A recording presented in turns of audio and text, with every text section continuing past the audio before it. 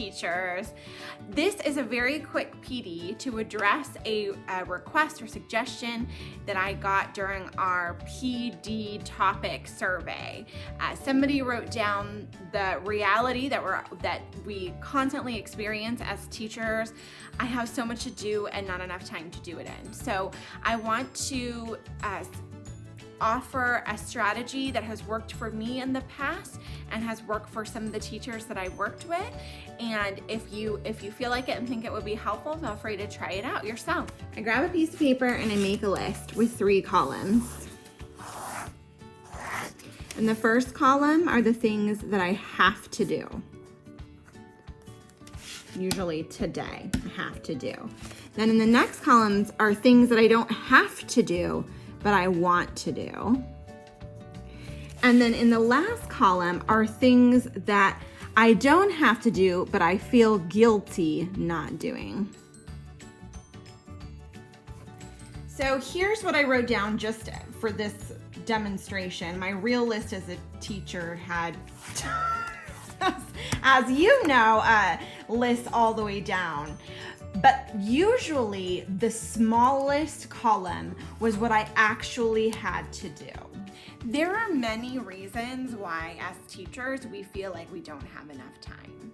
One of the reasons that I encountered was that I felt like I had to do 10,000 extra things that were not necessarily a necessary part of what I was doing with students. And when we are already feeling like we don't have enough time, that needs to be the first thing to go. Making this list really helped me to identify, first of all, how much do I actually have to do? Things where if I don't do that today or at that time, there's gonna be a negative consequence of some sort, something that's gonna hurt me or somebody else down the line.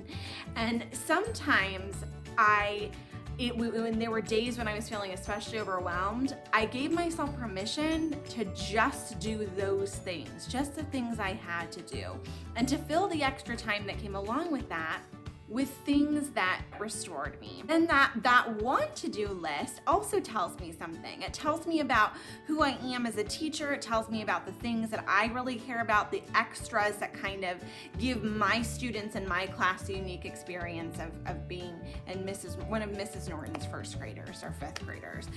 And then the list of things I felt guilty not doing, which was generally very long, gave me the opportunity to reflect. Now, some of those things that I felt like I had to do had a valid why behind them. There were good reasons for doing those things, but that doesn't mean that it was a right thing for me to do. As teachers, one of the things that we have to do is make decisions about how to spend our time.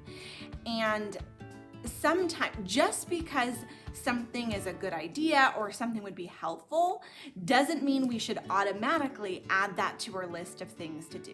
That's how teachers burn out. And a burnout teacher is not an effective teacher. Ultimately, by cutting our to-do list to just our have-tos for the day, or our have-tos and our want-tos, and maybe one of the I feel guilties that we could say, I actually want to do this because the why is strong enough, but I'll put that on my list for another day.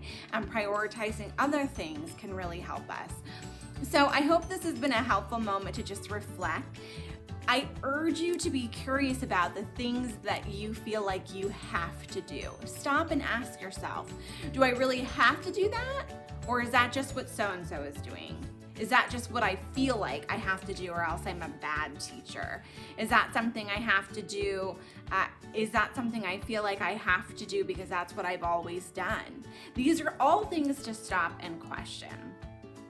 I hope this is helpful. There are many other reasons why our plates are full that a reflection time and a schedule like this won't help with. Please remember that I am always here for you. If you want to talk one-on-one about, or as a team, about how to maximize time and productivity and to be more balanced as you work within this remote setting, or if and when we get back to school, please don't hesitate to reach out. Have a glorious Tuesday or whatever day of the week you're watching this on, and I will see you soon. 1.